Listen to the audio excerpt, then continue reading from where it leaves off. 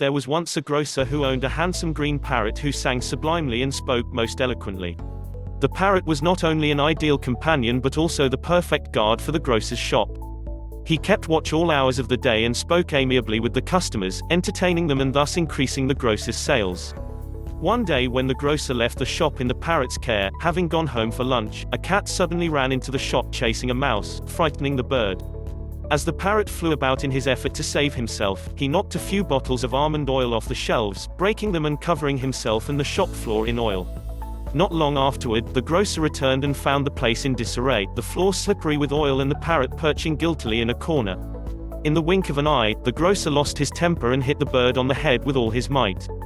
The poor bird, who was already feeling guilty and downtrodden about his clumsiness, could not bear the shame, not to mention the pain from the blow, and he instantly shed all the feathers on his head.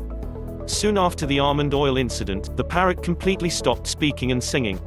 The grocer realized how grave his mistake had been in striking the bird. Not only had he lost his jolly companion but he had also curtailed his thriving business. Having no one but himself to blame, he now felt dumbfounded that he had single-handedly threatened his very livelihood. "I wish I'd broken my hand," he lamented. "How could I have struck my sweet-voiced bird like that? How could I have behaved so monstrously?" The grocer began to give alms to each and every poor dervish who passed by his shop, hoping that by doing good deeds he might be forgiven, and his bird might again start to exercise his mesmerizing voice. After 3 days and nights of remorse and suffering the parrot's silence, the grocer came into luck.